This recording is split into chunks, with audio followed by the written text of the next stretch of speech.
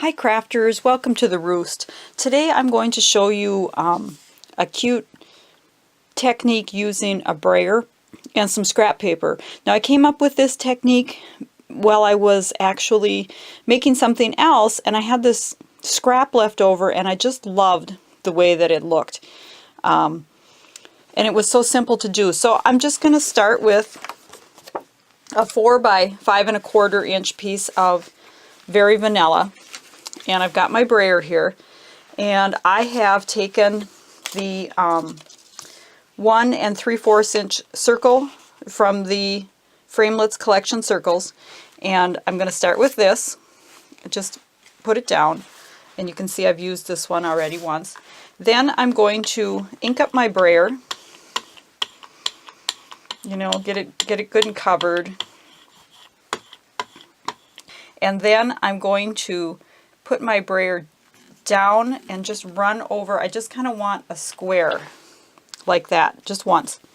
And that's my first layer. And then I'm going to take some Smoky Slate.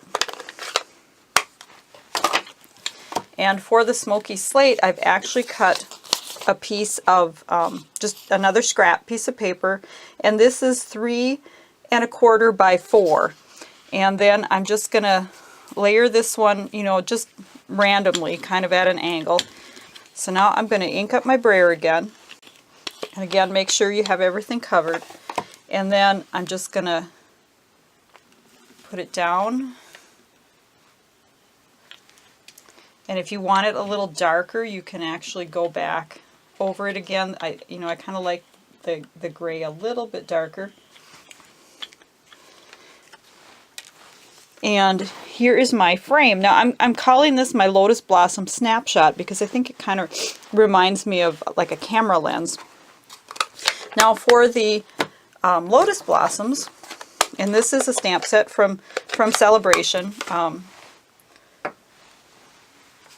2015. So these are a 3-step stamp, so we always have to remember we've got the arrow. This is step 1. And I'm going to do this one in the Crushed Curry, which is my darkest yellow. And if you want to take your piece of paper that you cut your circle out of and use for mask so that you kind of go off of the frame, you can just do that. And now my next darkest color is the Daffodil Delight. And I'm going to take step number 2. And I've actually written the numbers on my stamps so that I can see them. And then for step number 3, which is the most solid one, we're going to use the lightest color, which is the Saffron. So we'll just go with our Saffron and do our 3rd step here. And I love these. If you don't get them exactly lined up, it really doesn't matter. They still look nice. Okay, so there's our Lotus Blossoms. And then I'm going to take a little Pear Pizzazz. And I think I'm going to stamp this off a bit because I want it fairly light. I don't want the leaves to overwhelm the flower. Maybe just a little bit of green in here. And then we have our stem, and I'm going to do that in Pear Pizzazz as well. Just kind of put our stem in here, and I'm just using the one part of the stem. Now I think I'm going to start this one kind of like that. Just a real vague stem look to that. And then as a final step, I'm going to take the thank you greeting from the Lotus Blossom in the Smoky Slate. And I'm going to layer this right here.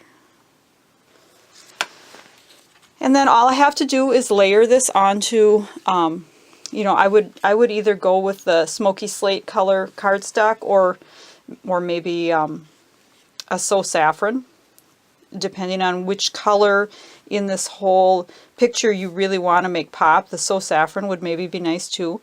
And then just go ahead and attach that on there. And you have a really quick card.